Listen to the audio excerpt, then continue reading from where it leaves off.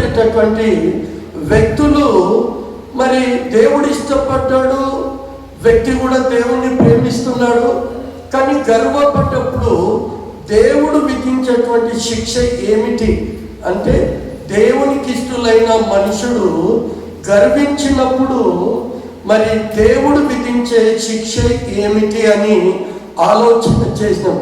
ఏంటి అయ్యారు, దేవుడు ఇష్టపడుతున్నారు అంటున్నారు, దేవుని బిడ్డగా పిలువబడుతున్నారు, మరి ఆయనకి ఇష్టలైన మనుషులకు మళ్ళీ గర్విస్తాడా? అసలు గర్వము దేవునికి ఇష్టమా? ఆలోచన చేయాలి. ఇప్పుడు మీరు నేను కలిసి ఆలోచన చేయాలి. ఎంత మటుకు దేవుని పిల్లలుగా ఉంటున్నాం, ఎంత మటుకు విశ్వాసంలో, ప్రార్థన జీవితంలో. ప్రియమైన దేవుని సంగమం, చాలా జాగ్రత్తగా వినాలి వాక్యం విన్నప్పుడు నేను చెప్పిందే అది పరిశుద్ధ గ్రంథంలో ఉన్నదన్నట్టు కాదు, అది వాక్యానుసారమైందా, వాక్యము కొంచెము సత్యం ఇచ్చట కొంచెము అచ్చటని మరి ప్రవక్త అయినటువంటి యేషయా చెప్పినటువంటి మాటలు. మరి కారణం ఏమైతుంది? దేవునికి ఇష్టడైన మనుషుడు గర్వించినప్పుడు దేవుడు విధించే శిక్షంగా దేవుడు ఇష్టపడ్డాడు. మరి మనం కూడా దేవునిపై ఆధారపడ్డాము, దేవునిపై మన భారం వేసాము. దేవుడు అంటే నేను ప్రేమిస్తున్నాను, అందుకని అదే దావీదు అంటున్నాడు కదా, ఇదిగో అతడు నన్ను ప్రేమిస్తున్నాడు కనుక నేను అతనిని తప్పించు, అతడు నా నామము ఎరిగిన వాడు కనుక అతన్ని కనపరచదును, అతడు నాకు మొరపెట్టగా నేను అతనికి ఉత్తరం ఇచ్చి అతని శ్రమల్లో నేను అతనికి తోడైన దేవుడు. ఈరోజు వాక్యం ఉంటున్నటువంటి న్యూ లైఫ్ కల్వరి సంఘ బిడ్డలారు, ఈరోజు మీరు ఫుల్ఫిల్గా వెళ్ళాలి. ఈరోజు వట్టి హృదయంతో ఆలోచనతో కాకుండా వాక్యాన్ని నెమరు వేస్తూ వాక్యాన్ని మన హృదయంలో నింపుకొని పోవాలి. నింపుకున్నప్పుడు మన లోపల ఉన్నటువంటి ఆ గర్వము అనేది మన సందేశం ఏంది. అందుకనే కీర్తనకారుడు 10వ అధ్యాయము మొదటి 3 వచనాలలో యెహోవా నాకు దూరంగా ఎందుకున్నవయ్యా అంటున్నాడు. దేవుడు దూరంగా ఉంటే మనుషుడు బ్రతుకుతాడా? ఆలోచన చేయండి. దేవుడు అంటాడు, యెహోవా నువ్వు నాకు దూరంగా ఎందుకున్నావు, నువ్వు నాకు దూరంగా ఎందుకు దాచుకున్నావు అంటున్నాడు. దుష్టుడు ఒకసారి మొదటి 2 వచనాలు చదువు. ఎందుకు దూరంగా ఉన్నావు? ఆపత్కాలములలో నువ్వు దాగి ఆపత్కాలంలో మొరు పెడుతున్నాము మనము. అవునమ్మా, దేవుడుని స్తుతించడానికి కాదు, దేవుణ్ణి మహిమపరచడానికి కాదు, దేవుని దీవెనలను కాదు, కానీ నేను మొరపెట్టినప్పుడు అంటున్నాడు, నేను మొరపెట్టి నువ్వెందుకు దూరంగున్నావు, ఎందుకు అని దావీదు మాట్లాడుతూ దుష్టుడు గర్వము అసలు దేవునికి ఇష్టమా? ఇది పరిశుద్ధ గ్రంథంలో ఉందే. గర్వించినట్టుగా ఎవరైనా గర్వించిన దేవునికి ఇష్టడంట, కానీ గర్వపడ్డాడంట. ఇక్కడ చాలా జాగ్రత్త. దేవునికి ఇష్టడైన మనుషుడు ఏమైపోతుండట? గర్వపడుతున్నాడు. నేనే దాన్ని ఏమంటున్నాము? గర్వము అంటున్నాము. ఇంకో మాట ఏమంటున్నాము? అహం అంటున్నాము. ఇంకో మాట ఏమంటున్నాము? అహంకారము అంటున్నాము. ఇంకో మాట ఏమంటున్నాము? అతిశయము అంటున్నాము. ఇవన్నీ పదాలు వేరైనప్పటికీ అర్థము ఒకటే వస్తుంది అనుకుంటున్నాను నేను. అహం, గర్వం, అతిశయము ఇవన్నీ మనిషికి దేవునికి దూరపరుస్తుందంట. ఆ వ్యక్తి మాట్లాడుతున్నటువంటి మాట ఈరోజు మాట్లాడుతున్నాం. ప్రియమైన మరి ఆ వ్యక్తికి ఇష్టడు అంటున్నాడు. ఆ ఇష్టడైన మనుషుడు ఎవరు అంటే, ఇది పాత నిబంధన క్రొత్త నిబంధన ఎందుకునంటే, మనకు బుద్ధి ఐగర్ ప్రాబ్లం ఈ లోకమందు మనకు బుద్ధి కలుగుటకు ఏమందు కదా, బుద్ధి కలుగుటకు 2 గ్రంథములను మనకు దేవుడు పెట్టాడు. ఇది ఇలా జరుగుతుంది, మీరు ఇట్లా చేస్తున్నారు, ఇది చేయకూడదు అని ఇది దేవుడు చెప్పినటువంటి మాట. మరి క్రొత్త నిబంధనలో వచ్చినప్పుడు ఆ కృపా సత్యముల నుంచి దేవుని వైపు చూస్తూ స్తుతించేటటువంటి కృప. మరి ఇక్కడ ఉన్నటువంటి ప్రముఖంగా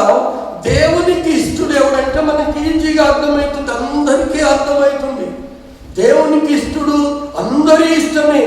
దేవుని పిల్లలు దేవుని చేత ఏర్పాటు చేసి దేవుడు నిర్మించినటువంటి, దేవుడిచ్చినటువంటి జీవవాయువును ఊదగా నరుడు జీవ ఆత్మ అయినటువంటి నువ్వు నేను మనము ఆ ఆత్మను పొందుకునే స్థితిలో ఉంటున్నామా? ఇక్కడ ఇష్టడు ఎవరు అంటే కొంచెము అందరికి బహుశా అర్థం అవుతుంది. పరిశుద్ధ లేఖనాలలో ఆది మరి కాలం నుంచి కూడా దేవుడు హృదయ రహస్యం లేని దేవుడు కనుక ఆయనకి ఇష్టడైన వారు ఎవరు అని ఆలోచన చేస్తే అపోస్తలుల కార్యములు 13వ అధ్యాయము 20-21 అంటాడు. అతడు నాకు ఇష్టడు అంటున్నాడు. మీరు చూస్తే చదివితే పర్వాలేదు, ఎందుకంటే పెద్దగా అంశం ఉంది కనుక తొందరగా చెప్తున్నాం. అతడు చదువు 13వ అధ్యాయం అపోస్తలుల కార్యములు 20-21 వచనం.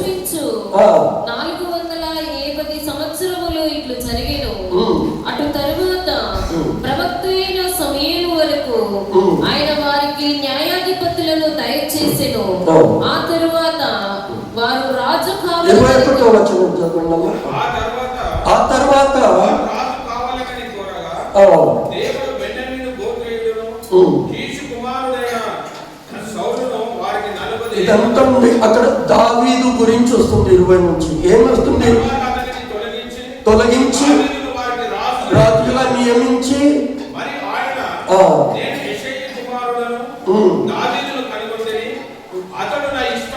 అతడు నా ఇష్టానుసారుడు గనక నా ఉద్దేశంలోని పరిశుద్ధ గ్రంథంలో పరిశుద్ధ గ్రంథంలో ఎవరిని గురించి కూడా అతడు నాకు ఇష్టడు కనుక నా ఉద్దేశములన్నీ. ఇప్పుడు మీరంతా వచ్చారు, మీ ఉద్దేశం ఏమైంటుందో నాకు తెలియదు, కానీ దేవుడు సాక్ష్యం ఇస్తున్నాడు నీ గురించి. నాకు జాగ్రత్త చూడండి నా మాటలు. అతడు నా ఉద్దేశములన్నీ నెరవేరుస్తాడంటే దేవుని యొక్క కోరికలు. అసలు దేవునికి కోరికలు ఉండే మనిషినికి ఎలా తెలుస్తుంది? దేవుడే సాక్ష్యం. అతడు నాకు ఇష్టడు కనుక అంటున్నాడు. అతడు నా ఉద్దేశములన్నీ నెరవేర్చేవాడు. దేవుని ఉద్దేశములను నెరవేర్చే దేవుడు కుమారుడు, దేవునికి ఇష్టడుగా బ్రతికినటువంటి వాడు. అక్కడ దేవుడు సాక్ష్యం ఇస్తే మన సందేశం ఏంటి? మన దేవునికి ఇష్టడైన మనుషుడు గర్వించినప్పుడు, ఇప్పుడు కీర్తన 10లో మనం చూసినప్పుడు 2-3 వచనాలలో అక్కడ అంటాడు, దుష్టులు గర్వించినప్పుడు ఏముందమ్మా అక్కడ చదివినప్పుడు? దుష్టులు గర్వించినప్పుడు అమ్మా తరుముతున్నాడంట గర్వించి. నేను అనుకుంటాను హిజ్కియా గురించి కూడా అందరికీ భవిష్యత్ తెలుసు. అది దినవృత్తాంతాల గ్రంథంలో ఉంటుంది. యెషయా 38వ అధ్యాయంలో హిజ్కియా గురించి ఉంటుంది. రాజుల గ్రంథములో కూడా హిజ్కియా గురించి చాలా పరిపాలన చేసిన వాడు, రాజు యాజకుడుగా ఉన్నవాడు హిజ్కియా. ఎప్పుడైతే యెహోవా చేత ఇదిగో నీ మరణ దినము సమీపించింది, ఇదిగో నీ ఇల్లును నీ దీపాన్ని వెలిగించుకో, నీ సమయం ఆసన్నమైంది అన్నప్పుడు వేదన పడ్డాడు. ప్రభువా, నీ ఎదుట నేను ఏ రీతిగా నడుచుకున్నానో, నీ ఎదుట నేను నీతిగా ఎలా ఉన్నానో, నీ సేవ ఎలా చేశానో, నాకు ఆయుష్ను పెంచు అన్నాడు. కానీ తర్వాత గర్వించాడు. తర్వాత ఏం చేశాడు? గర్వించి హృదయ గర్వం చేత పాపములో పడిపోయినట్టుగా. మరి దావీదు ఇష్టానుసారుడు, దేవునికి ఇష్టమైన వాడు, దేవుని కోరికలన్నీ కూడా సిద్ధింపచేసి నెరవేర్చేవాడు కనుక దావీదు గర్వించాడా? పరిశుద్ధ లేఖనాలు ఏం చేస్తున్నాయమ్మా? జాగ్రత్త వినాలి. దావీదు గర్వించాడా? గర్వించాడని చెప్తుంది వాక్యము. అయితే 2 ఈ అధ్యాయాలను మనము పక్క పక్కనే బొమ్మ బొరుసులుగా పెట్టుకుంటే చదివినటువంటి వాక్య భాగము 2 సమూయేలు గ్రంథము 24వ అధ్యాయము, అదే రీతిగా 1 దినవృత్తాంతాల గ్రంథము 21. ఆ 2 ప్రక్క ప్రక్కల ఎవరైనా పరిశుద్ధ గ్రంథము మీరు చదవాలని ఆశ కలిగిన వారు 2 పక్క పక్కలో పెట్టుకుందాం. ఆ 2 కొన్ని తేడాలు. అందుకనే సత్యము కొంచెం ఇచ్చట కొంత అచ్చట అన్నాడు. అన్ని న్యూస్ పేపర్లు ఉంటాయి కదా, ఉదాహరణకు న్యూస్ పేపర్లన్నీ ఆ యొక్క సమాచారాన్ని సేకరించి సంపూర్ణమైన వార్త సమాచారము తెలియదు.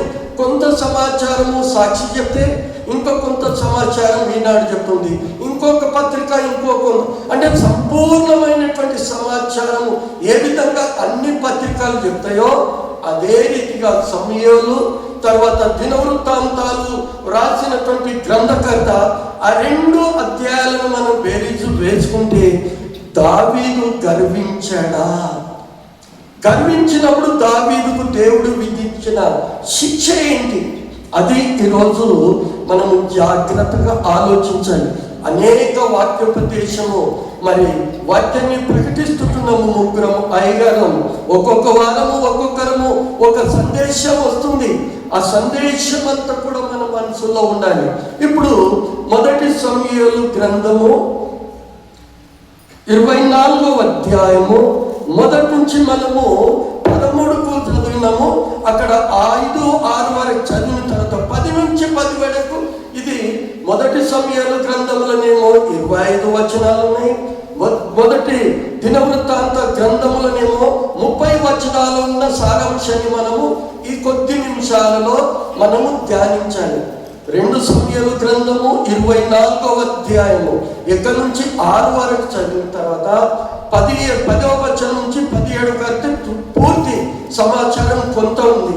అదే మొదటి దినవృత్తాంత గ్రంథంలో 21వ అధ్యాయంలో మొదటి నుంచి అది కూడా 17 వరకు మాత్రమే 30 వచనం పూరసము. దావీదు గర్వించాడా? దావీదు ఆయన పెట్టిన శిక్ష ఏంటి? మనం అంటాం దావీదు కీర్తనలు దావీదు దావీదు అనేకమైన సార్లు దావీదు పడిపోయినట్టుగా కూడా చూస్తాము. అందుకనే పాపంలో పడిపోయినప్పుడు 51వ కీర్తన రాశాడు. అక్కడ మొదటి ఇప్పుడు 2 సమూయేలు గ్రంథము 24వ అధ్యాయము కొందరు ఒక 3 వచనాలు చదవండమ్మా. అంటే అమ్మ ఇక్కడ బాగా జాగ్రత్త, వాక్య సందేశం ఉంటున్నా. ఇంకొక మారు ఏమంటుంది వాక్యము? ఇంకొక మారు అంటే ఏదో జరిగింది ఇంతకు ముందు కదా, ఏదో ఇంకొక మారు యెహోవా కోపము యెహోవా కోపము ఇశ్రాయేలు మీద. అంటే కోపం ఇంతకు ముందు కూడా ఇశ్రాయేల్ ప్రజలు, ఈనాడు మన మీద కూడా దేవుని కోపం ఉంటుంది. ఇంకొక మారు యెహోవా మీద కోపము అంటుంది. అంటే దేవుడు ఇంతకు ముందు కూడా ఇశ్రాయేలులను గద్దించినాడు, శిక్షించినాడు అని అర్థం. ఇంకొక మారు అంటుంది. యెహోవా కోపం ఏమైపోతుందంటే ఇశ్రాయేల్ ప్రజల మీద రగులుకుంటుందంట, రగులుకుంటుంది. ఆ యొక్క భాష చూడండి ఎలా ఉందో. అమ్మ జాగ్రత్తగా వినండి. ఈరోజు నీ నా యొక్క పైన కూడా దేవుడు నీ నా హృదయాన్ని బట్టి దేవుడు కోపపడుతున్నాడేమో, జాగ్రత్త. ఈరోజు నీ నా ఆలోచనలను బట్టి, మన హృదయ ఆలోచనలు రాకముందే ఆయన గ్రహిస్తాడు. కానీ నీ నా ప్రవర్తనను బట్టి దేవుడు కోపించే పరిస్థితి వస్తుంది. కనుక ఇంకొక మారు యెహోవా కోపము ఇశ్రాయేలుపై రగులు కొనగా ఆయన దావీదును ప్రేరేపణ చేసి, ఇక్కడ దావీదును ఎవరి మీదికి? అక్కడ ఉన్నటువంటి ఫిలిష్టీయుల మీదకి ఏం చేశాడంట? దేవుడు ప్రేరేపణ. ఎవరు ప్రేరేపణ కలిగించారు? దేవుడు. ఆయన అనగా యెహోవా దేవుడు, తండ్రి అయిన దేవుడు. ఆయన కోపము రగులు కొనగా అంటుంది. దావీదు మీద ఏమైపోతుంది? రాజుగా ఉన్నాడు, పరిపాలిస్తున్నాడు ప్రజలను. కానీ ఇశ్రాయేలు ప్రజల మీద దేవుని కోపము రగులుకుంటుందంట. దేవుడు అతడు నన్ను ప్రేమిస్తున్నాడని చెప్పుకుంటామే. ప్రేమైన దేవుని సంఘం, ఎవడు నా యందు నిలుచునో వాని యందు నేను అంటున్నాడు. ఎవడు నా యందు ఫలించునో వాడు బహుగా ఫలిస్తాడు. నా లోపల ఫలింపని ప్రతి తీయను తీసి పారవేస్తానంటున్నాడు. హల్లెలూయా. నీవు నేను దేవుని వాక్యంలో ఫలిస్తున్నామా? ఆలోచన చేయాలి. ఎంత మట్టుకు ఫలిస్తున్నాం? వాక్యంలో ఫలిస్తున్నామా? ప్రార్థన జీవితంలో ఫలిస్తున్నామా? నీ వ్యక్తిగత ప్రవర్తనలో దేవునికి ఇష్టంగా నీ మార్గం అంతా దేవునికి అప్పచెప్పినవా? ఈ ఫలించకపోతే దేవుడు అంటున్నాడు తీసి పారవేస్తాడు. ఎవడు నా యందు నిలుచుంటాడో వాని యందు నేను నా యందు వాడు అంటున్నావు లేఖనాలు. ఇప్పుడు దావీదు మరి ఫలించాడు, యెషై చిగురుంటి వచ్చాడు, యెషై కుమారుడిగా ఉన్నాడు, చాలా అందగాడని పేరు పెట్టాడు, అభిషేకం పొందాడు సౌలు తర్వాత. కానీ గర్వించాడా అంటే గర్వించాడంటుంది. ఏమని? దేవుడు యెహోవా ఎవరిని ప్రేరేపించాడంటే దావీదుని ప్రేరేపించాడు. ఏమని ప్రేరేపించాడు?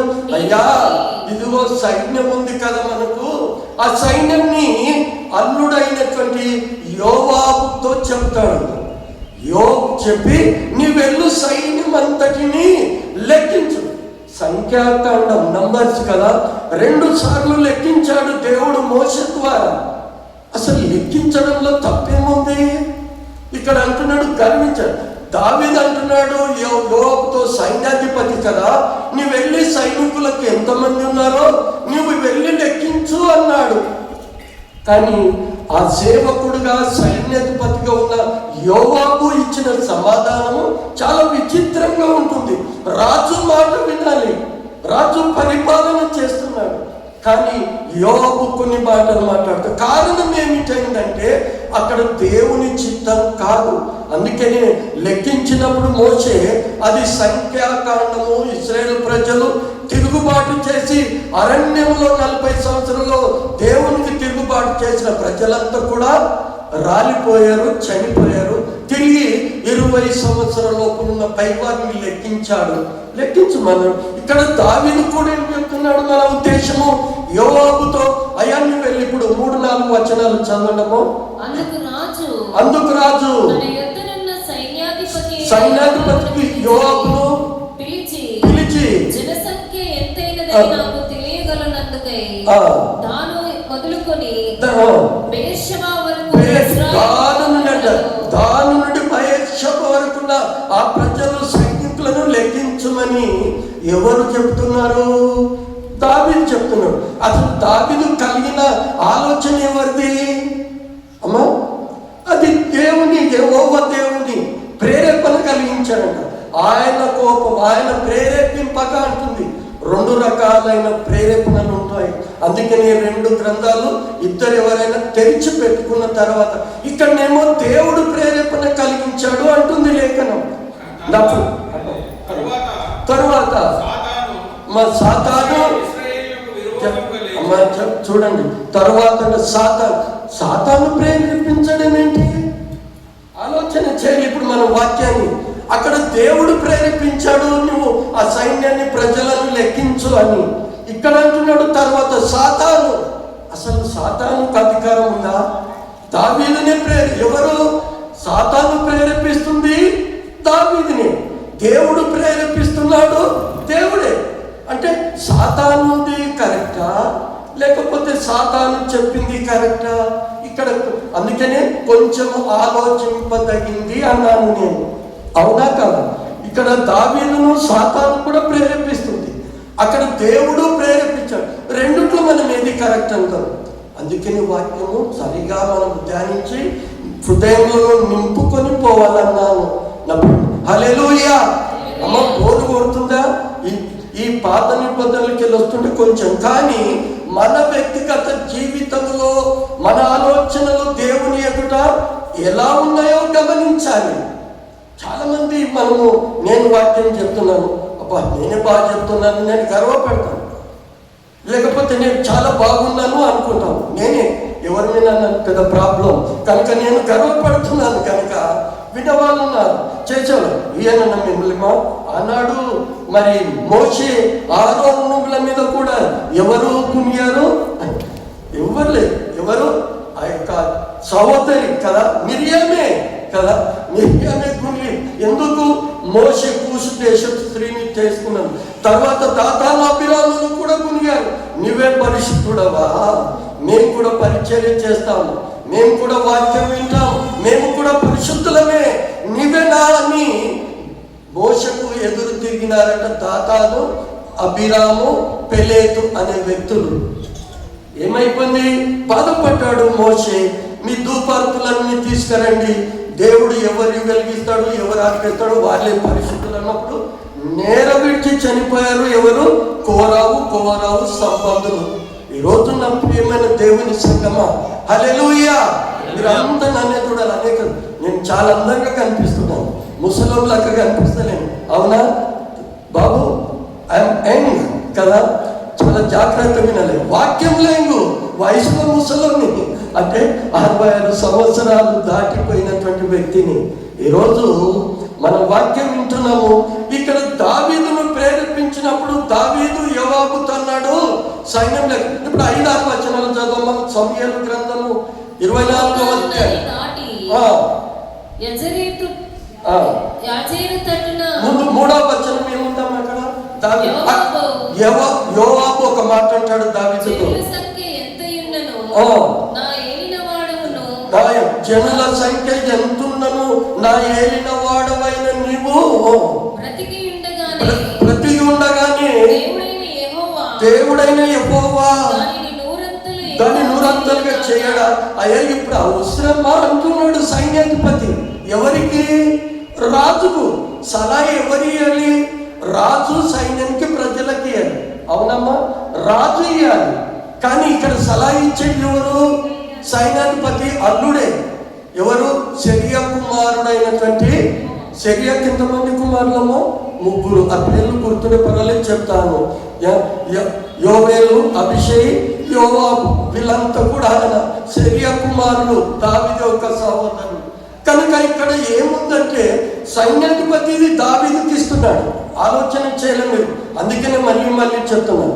సైన్యాధిపతి నూరంతలుగా ఇంత ఇచ్చినటువంటి సైన్యాన్ని మళ్ళీ లెక్కించడము అవసరమా అన్నాడు. దావీదు గర్వపడ్డాడు. ఇంకా ఎంతున్నారో, ఫిలిస్తీన్ల సంఖ్య ఇలా ఉంది, ఇంకా ఎంత పెంచుకోవాలో. అనేక సార్లు గొలియాతును చంపినప్పుడు ఎంతమంది ఉన్నారండి దావీదుతోని? ఒక్కడే కదా పోయింది. జీవముగా దేవుని దూషించుటకు నీవెవడవు అన్నాడు. ఎవరు?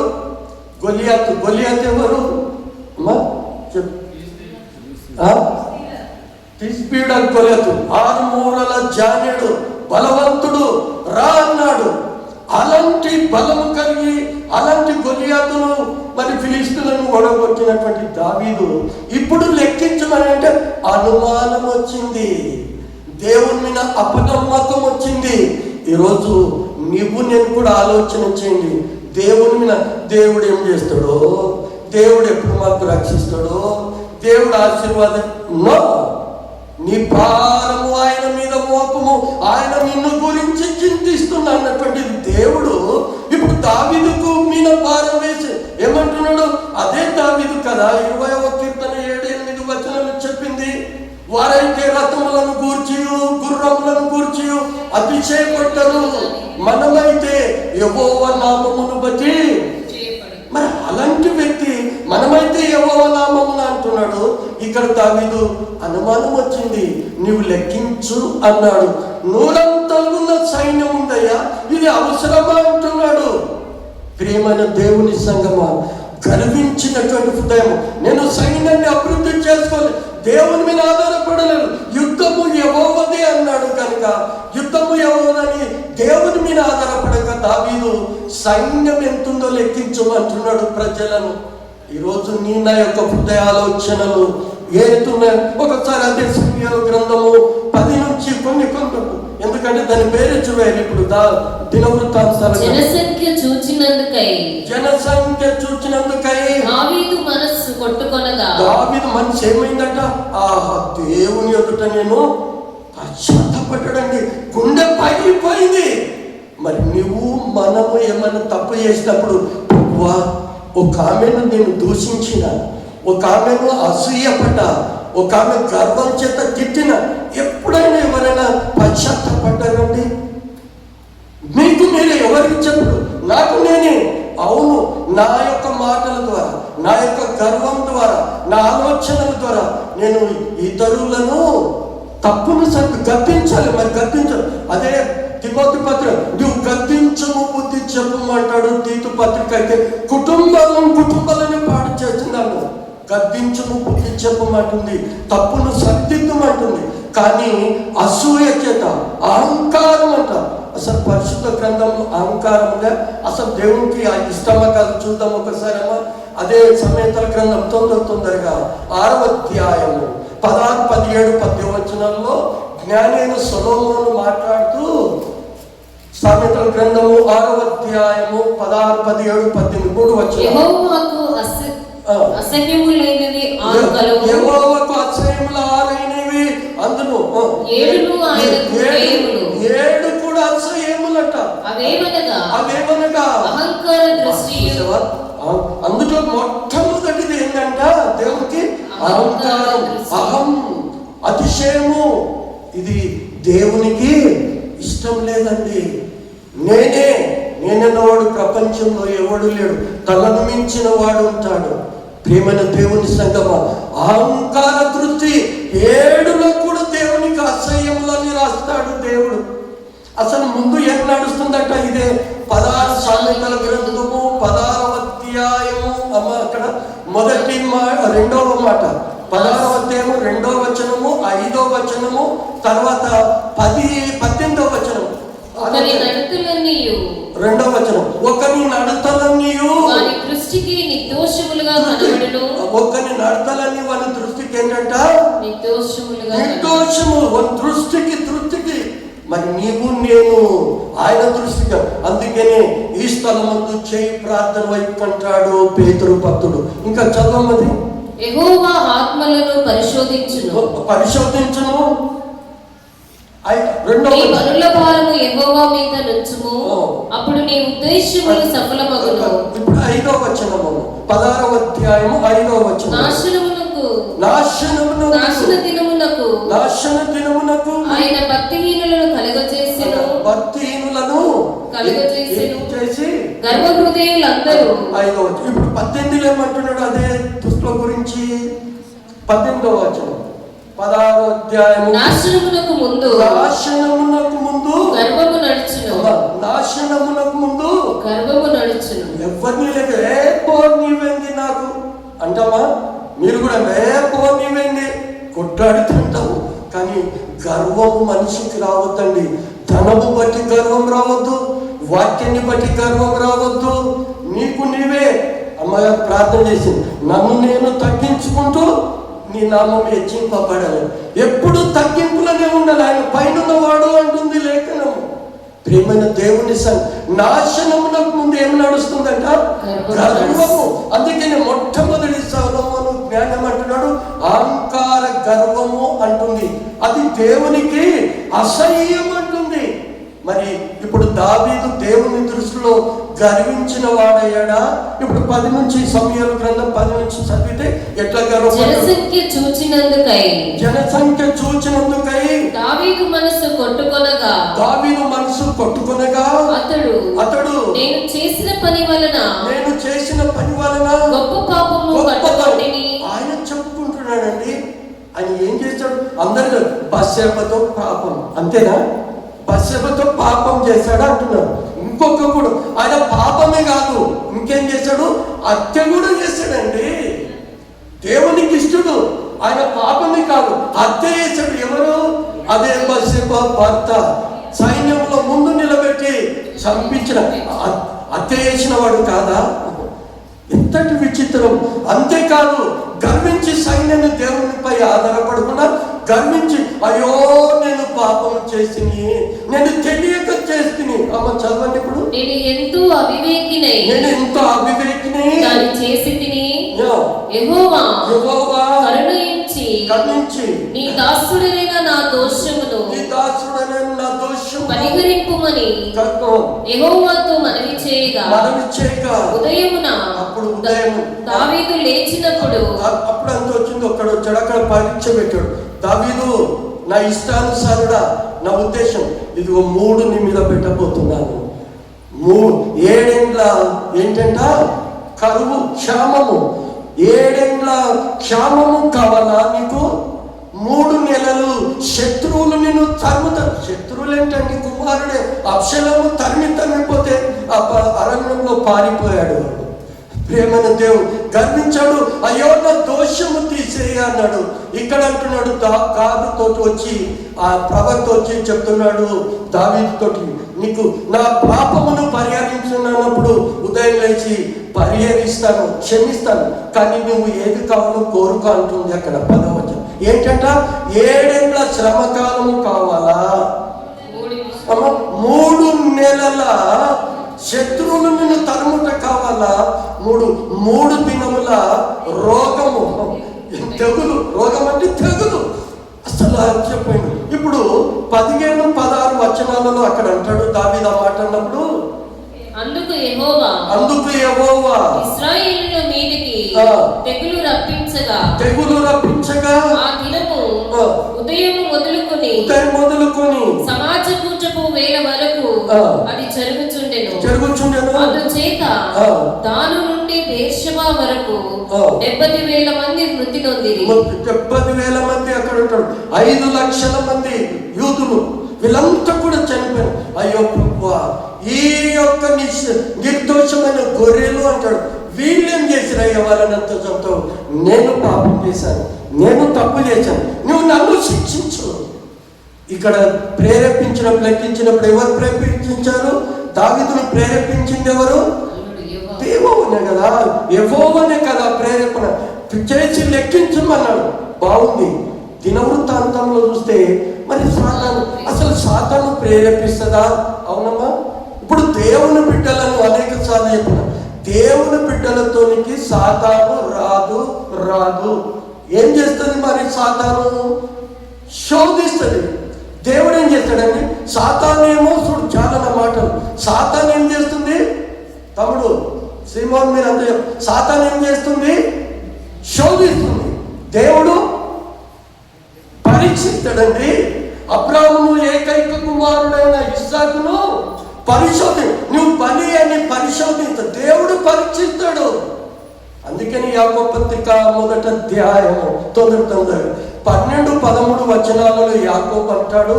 అందరూ చాలా తొందరగా మంచి యాకోబు పత్రిక 1వ అధ్యాయము 12, 13 వచనాలు. శోధన సహించువాడు ధన్యుడు, అతడు శోధనకు నిలిచిన వాడై ప్రభువు తన్ను ప్రేమించు వారికి వాగ్దానం చేసిన జీవ కిరీటము పొందును. దేవుడు కీడు విషయమై శోధింపబడలేదు. ఆయన ఎవరిని శోధింపబడు కనుక దేవుని చేత శోధింపబడుచునని ఎవడనదు. నీకు రోగం వచ్చిందా? నా బలహీనతను బట్టి, దేవుని యొక్క ప్రేరేపణ బట్టాను. నీకు ఏమొచ్చినా దేవుడే. అసలు దేవుడు లేకుండా సాతాను ఎక్కడండి? ఫర్ ఎగ్జాంపుల్, ఉదాహరణకి యోబును ప్రేరేపించింది ఎవరు? కదా, దేవుణ్ణి ప్రేరేపించింది. ఇదిగో దేవుడు అన్నాడు, నా దాసుడు నా సేవకుడైన యోబు గురించి ఆలోచించి ఉట్టిగానే అన్నాడు. యోబును శోధించింది ఎవరు? సాతాను. ఇక్కడ అంటాడు తరువాత, ఇప్పుడు దినవృత్తాంతాల గ్రంథంలో కూడా చూస్తే తరువాత సాతాను అనగా అపవాది. చాలా జాగ్రత్తగా వినాలి. అపవాది అమ్మ చదవని మొదటి. తరువాత సాతాను ఇశ్రాయేలులకు విరోధముగా లేచి ఇశ్రాయేలులను లెక్కించుటకు దావీదును ప్రేరేపింపగా. ఎవరు ప్రేరేపించారు? సాతాను. మరి ఇప్పుడు ఏది కరెక్ట్? ఇది మనకు వచ్చిన అనుమానం పోవాలి. దావీదు కరించాడు, లెక్కించాడు దేవుని అడగకుండా. ఇక్కడ సాతాను ప్రేరేపించింది. అంటే 2 కరెక్టా అంటే 2 కరెక్టే. అందరూ చాలా మంది అంటారు లోతు కుమార్తెలతో ఇట్లా వేసిరి, అసలు దేవుడు ఇవన్నీ అబద్ధాలు. ఏ దానికి దానికే. సాతానుని దేవుడు చేసింది దేవుడే. సాతానుకు ఏది ఆజ్ఞ ఇస్తేనే కదా. సాతానుకి ఎవరిచ్చారు? యోబును శోధించమని దేవుడే కదా. యోబును శోధించని ఎవరిచ్చారు? దేవుడు గర్వంగా చెప్పుకున్నాడు, నా సేవకుడు యోబు గురించి చూడు అన్నాడు. ఆహా అన్నాడు. ఆదాముతో కూడా అదే ఉండొచ్చు దేవుడు కదా. ఇదిగో పండుగలకు ప్రతినిత్యము ఆత్మీయ కళ్ళతో ఆదాము ఏమైపోయాడు? సాతాను చేత శోధింపబడ్డాడు. ఈరోజు నా ప్రియమైనటువంటి దేవుని పిల్లలారా, శోధనకు నిలిచిన వాడు ధన్యుడు అంటుంది లేఖనాలు. అందుకనే యాకోబు అంటాడు కదా, కదా, ఇదిగో కీడు విషయమై దేవుడు శోధించడు అంటుంది లేఖనం. కనుక ఇక్కడ సాతాను ప్రేరేపించి ఇప్పుడు 3, 4, 5 వచనాలను దినవృత్తాంతాల గ్రంథం చెప్పుకుందాం. దావీదు యోవాబుకును జనుల యొక్క అధిపతులకును, మీరు వెళ్ళి బెర్షెబా మొదలుకొని దాను వరకు ఉండు ఇశ్రాయేలీయులను ఎంచి వారి సంఖ్య నాకు తెలియుటకై నా ఎద్దుకు దాన్ని తీసుకొని రండి అని ఆజ్ఞ ఇచ్చాడంట. గట్టిగా ఆజ్ఞ ఇచ్చాడంటాడు, గట్టిగా గద్దించాడు. ఐఎమ్ ద కింగ్, నేను రాజుని, నాకు సలహా ఇస్తావన్నాడు. గట్టిగా నువ్వు లెక్కించు అంతే, నో మోర్ అన్నాడు. ఇక మరి ఎక్కువ మాట్లాడద్దు. అప్పుడు గర్వించిందా లేదా? నేను లెక్కించమన్నా లెక్కించు. అక్కడ కూడా అమ్మది ఏమంటాడు ఇప్పుడు దినవృత్తాంత గ్రంథంలో 4, 5 వచనాలలో యోవాబు గురించి, అయినను యోవాబు మాట చెల్లలేదు అంటే 3వ వచనం చదువుతాను. అందుకు యోవాబు రాజా, నా ఏలినవాడా, యెహోవా తన జనులను ఇప్పుడున్న వారి కంటే నూరంతలు ఎక్కువ మందిని చేయును గాక. వారందరూ నా ఏలినవాని దాసులు కారా? అయిన మళ్ళీ ఇప్పుడు ఎందుకు వీళ్ళంతా నీ ప్రజలే కదా అంటే ఏమంటున్నాడు? ఒక సైనికుడు వీళ్ళంతా నీకు దాసులు, నీ ప్రజలే కదా అంటున్నాడు. దాన్ని నో, నేను ఆర్డర్ ఇస్తున్నా, నీ వెళ్ళు అన్నాడు. హృదయ గర్వమును బట్టి దేవుడు పరీక్షించాడు. 3 రకాలు. సమయం అయింది కనుక ముగింపులో ఏంటమ్మ కింద 17వ వచనము 16, 17 వచనాలలో చదివితే అదే మొదటి దినవృత్తాంతాల గ్రంథము.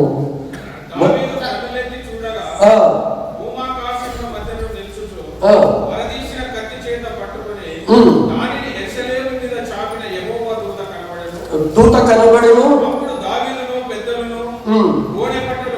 కట్టుకొని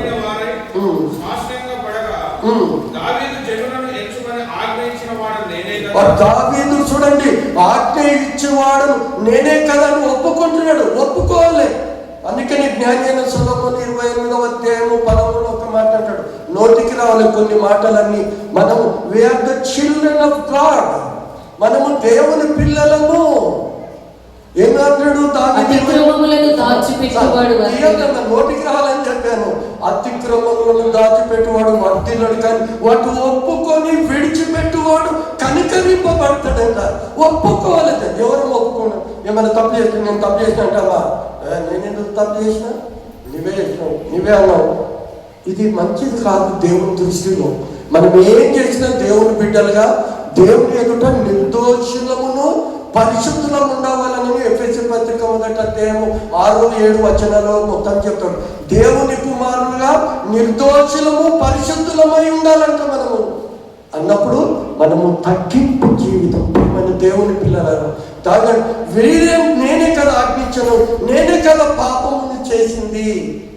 అందుకని నేను ప్రభు బలలో అన్ని ఆరాధన క్రమం పక్కకు పెట్టి అపోస్తలుడైన యోహాను చెప్పిన మాటలు చెప్తున్నాను. నోటికి అందరికీ రావాలని నేను ఏమని చెప్తున్నాను? ప్రభు బలలో నోటికి వచ్చింది అందరికీ రావాలి. ఇంతవరకు మనము పాపము లేని వారమని చెప్పుకొని మనలను మనమే మోసపుచ్చుకుందుము, మరియు మనలో సత్యం ఉండదు. మన పాపములను మనం ఒప్పుకొని ఆయన నమ్మదగిన వాడును నీతిమంతుడును కనుక మన సమస్త దుర్నీతిని ఆడ పవిత్రులను కూడా నేను కలిపాను. ఏమని? ఇదిగో ఆయన ప్రశస్త అమూల్యమైన రక్త శరీరముల చేత మనలను పవిత్రులుగా చేయనని. ఆరాధన క్రమంలో కొంచెం ఎక్కువ ఉంటుంది, అది చెప్పాలి. సమాధానపడి ప్రభు పాలను సమీపించాలి. అపోస్తలుల విశ్వాస సూత్రం చెప్పాలి. అదంతా దేవుని మాటలు. ఇదంతా మనం అన్ని తీసేస్తున్నాం. ప్రియమైన దేవుని పిల్లలారా, ఈరోజు హృదయ గర్వము చేత అక్కడ అంటున్నాడు. ఇప్పుడు 17 చదువుకొని ముగించుకుందామమ్మ సమయం. నేనే కదా పాపము చేసి నేనే కదా గొర్రెల వంటి వారు కదా. దేవుడు మనలా గొర్రెలంటే తోక ఉన్న గొర్రెలు కాదండి, మనుషులమైన.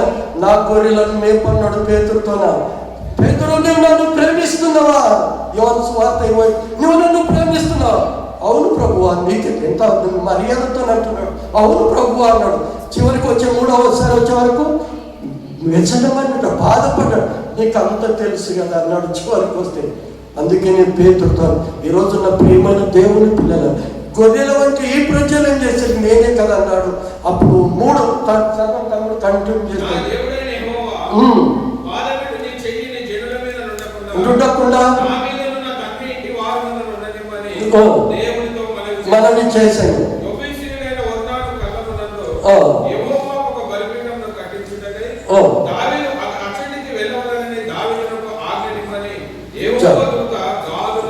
చదివించాడు. వెళ్ళను చాలు. దేవుడు నామానికి స్తోత్రం. అప్పుడు ఎప్పుడు గాదు ప్రవక్త వచ్చి చెప్పినప్పుడు 3 పెట్టాడు కండిషన్స్. మీరు జాగ్రత్తగా దేవుడు పెట్టిన పరీక్ష, దేవుడు దావీదు పెట్టిన పరీక్ష. మీరు సమూయేలు గ్రంథము 2 సమూయేలు 24 చదవండి. ఆ 17 గాదు దావీదు వద్దకు వచ్చి ఇట్లని సంగతి తెలియచెప్పెను. నీవు నీ దేశమందు 7 సంవత్సరములు. నీవు నీ దేశమందు ఎన్ని సంవత్సరాలు? 7 సంవత్సరాలు. నువ్వేదో ఒప్పుకుంటావు. ఈరోజు ఒప్పుకుంటారండి, ప్రభువా నేను పాపం చేసిన నాకు శిక్ష అని అంటామారండి. ఏమంటాము? ప్రభువా నా పాపం తీసి నన్ను తప్పును చేయనీయకు, ఇక ముందు చేయను, నేను మట్టివాడను, పెంట మీద ఉన్నవాడను, పెంటకు లెక్కలేదు మాటలు. పెంటలో లేపినాడు ఇట్లాడు. ఇప్పుడే పెంట మీదకే లేపినా నేను. ఎప్పుడో నమ్మి రక్షింపబడి బాప్తిసం పొందినప్పుడే లేపాడు. ఇప్పుడు అంటాడు నేను వట్టిదాన్ని. ఎందుకంటే ఆ మాటలు అనవసరం. అందుకే నేను పరలోక ప్రార్థన చెప్పాలంటే అప్పుడప్పుడు నేను భయపడతాను. స్టార్టింగ్లో అక్కడ చెప్పాను నేను, పరలోక యేసు నేర్పిన ప్రార్థన చేయాలి, అది కూడా ఒక టాపిక్. లేక యేసు చేసిన ప్రార్థన చేయాలని అక్కడ సందేశం ఇచ్చాను నేను. అక్కడేమో అంటే మా రుణమును క్షమించిన ప్రకారము మేము ఇతరుల రుణము క్షమించాం కదా, మా రుణములు మేము క్షమించిన ప్రకారములను అంటాడు. అసలు క్షమించే గుణము అప్పుడు నాకు కూర్చుకుంటుంది ఇట్లా. నేను ఎప్పుడు క్షమించినా, ఎవరిని క్షమించినా ప్రభు అని ఒకసారి ఆయాసం చెప్పమన్నా చెప్పదా అని క్వశ్చన్ వద్దు.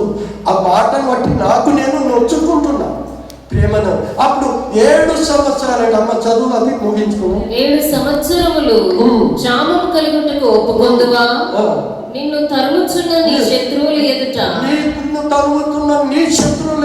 నిలువలేక నీవు 3 నెలలు పారిపోవుటకు ఒప్పుకొందువా? 3 నెలలు పారిపెట్టుకు ఒప్పుకుంటావా? నీ దేశమందు 3 దినములు తెగులు రేగుటకు వస్తుంది.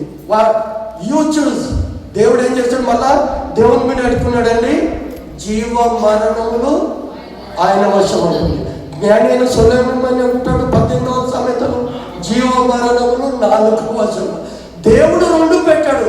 అందుకే అది ఏదో తోటలు 2 పెట్టాడు. ఈ పండు తిను, ఈ పండు తినదు. 2 చాయిస్. నా చాయిస్ అనలే దేవుడు. అందుకనే మన పాపం అన్నాడు. దేవుడు ఎప్పుడు మీద ఎవరిని బలవంతంగా రుద్దాడండి. దేవుడు మనకు చాయిస్ ఇచ్చాడు. ఇప్పుడు దావీదుకు చాయిస్ ఇస్తాడు. ఏదో కోరుకుంటావు నీ ఇష్టం కదా. ఈరోజు ప్రేమన గర్వాన్ని బట్టి శిక్షకు పాత్రుడిగా ఎంచబడ్డాడు. ఈ వాక్యం వింటున్న నా ప్రేమైన సహోదరి సహోదరుడా, మనము గర్వించిన వారము. ఈరోజు అలాంటి హృదయ గర్వం ఉంటే నిన్ను నన్ను తగ్గించుకొని ప్రభువా ప్రార్థన చేయమని ప్రార్థన చేద్దాం. అట్టి కృప దేవుడు మనందరికీ దయచేయను గాక. పరిశుద్ధుడమైనటువంటి మా పరలోకపు తండ్రి, వందనాలు స్తోత్రములు చెల్లిస్తున్నాను. అవును, ప్రవక్తలను, అబ్రాహామును, ఇసాకును అందరూ కూడా పడిపోయినట్టుగా చూస్తూ ఉన్నా తండ్రి. మరి దావీదు కూడా గర్వించి మరి పడిపోయినటువంటి సందర్భంలో కూడా మేము చూస్తున్నాం.